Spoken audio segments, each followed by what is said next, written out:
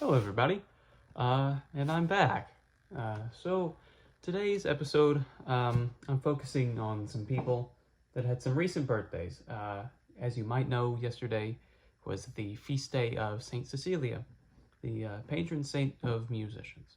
So I thought it a good day to focus on music and what I enjoy and you know the pleasures of that and what a pleasure, what a privilege it is to be here on this earth, to have music with us. That same day, it was a very famous conductor's birthday. It was Eugene Ormandy's birthday. So I thought also to focus on him, a phenomenal musician who does not get enough credit, and maybe in some repertoire that is unusual for him. And then I got too tired. I listened to the entire record, and then I got too tired to record a video, so I'm recording it the next morning, Thanksgiving morning. It is what it is. So, the recording I'm featuring is not his Scheherazade, it's not his Strauss, it's not his Tchaikovsky, it's Bartók. And this is late. This is on EMI, or Angel in America. This is him doing the Miraculous Mandarin Suite in the music for percussion, strings, and Celesta, which is... we'll get into that. But this is recorded in 1979. We have phenomenal sonics in this recording, which is something I usually don't expect from Angel, because they, unfortunately, throughout most of the 70s, were stuck with capital pressings, and they were never up to snuff, really. But these recordings are great. These ones from the late 70s in general.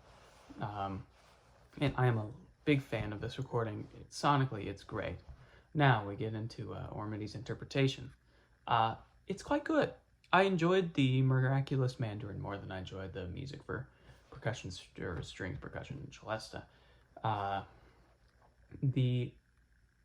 It's definitely Ormandy's orchestra. He gets a really strange string tone. I mean, he's known for his string tone. I don't think his string tone particularly works in Bartók. It has its moments where it's very fascinating.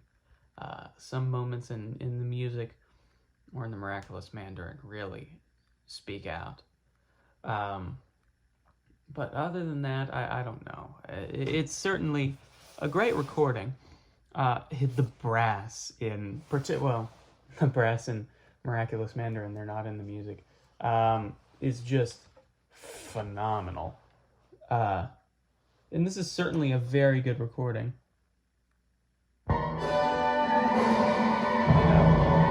It's very good. And I'm just skipping around to certain sections.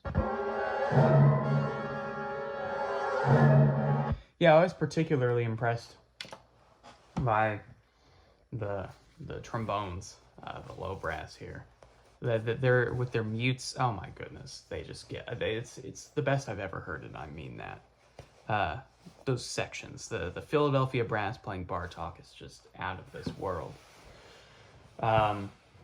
Ormandy's interpretation is sometimes a little lax. Sometimes it's very polished. Well, maybe not polished is the right word. It has a sheen over it, like Ormandy usually does. Doesn't evoke the same sort of flame and fire you want in this piece.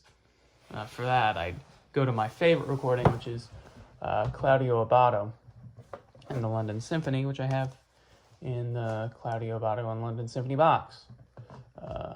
That's one of the best recordings in that box. But still, this isn't a bad recording. It's very good, and it's different. It's very different. And I think you would all enjoy to hear it. I quite like it. And the music is a little bit worse than that. The music for strings percussion. Because it's just strings and percussion and celeste. The string tone it's all right for this music. It's not what I'd want, ideally. It's very warm in this recording. And that might be due to the sonics of the recording. That might be due to the string tone itself. But it's a very warm recording. And in this recording, I went cold. I went frigid. I went edgy. And you don't get that here. So it's definitely a different interpretation than I'm used to, and it's not unenjoyable. It's just a little soft, and I don't know. Feels like when you microwave a Hot Pocket for 20 seconds. You know, it's a little warm, but it's just kind of it's just lukewarm. It's tepid. This is a weird analogy, but it's quite good. It's not terrible by any stretch of the imagination. What really is a shame is that the percussion is so back in the mix. All the pianos and the celeste and the all of that. It's so back in the mix. It's all the way back there. And that's something I want to hear at the forefront. I love what Bartók does with that. And usually you do hear that in the front of the mix, but not in this recording, which is rather unfortunate because, I don't know, it's mostly just a string feature here. And of course, Ormandy's great with string features. I have a recording of him doing the Tchaikovsky String Serenade, which is phenomenal, of course. But, you know, he didn't write it for just strings. And whenever those percussive elements are used, I think they should really be featured. And they aren't really on this recording, which is too bad. Would I still recommend it? Yeah, I'd say give it a listen. I'd say give the Miraculous Mandarin a listen before you give the music. It's certainly an oddity in Ormandy's repertoire. I mean, of course he did everything. But it's certainly an oddity to hear him play all this stuff, because it's not what we go to Ormandy for. Does anybody even go to Ormandy anymore for recordings at all? I don't know. I think he's quite out of fashion. But if you want to open your eyes up to Ormandy and the fabulous, fabulous Philadelphia Orchestra, I would say give one of his familiar recordings a shot, one of his famous ones. Try out his Tchaikovsky 5th or something, or his 6th. I don't know. And then give this a listen, maybe. You might enjoy it. It's not unenjoyable.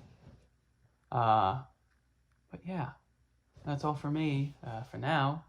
I wish you a very happy Thanksgiving, a very happy St. Cecilia's Day, a happy Eugene Ormandy's birthday, and a happy rest of your week, or whenever I come back to you.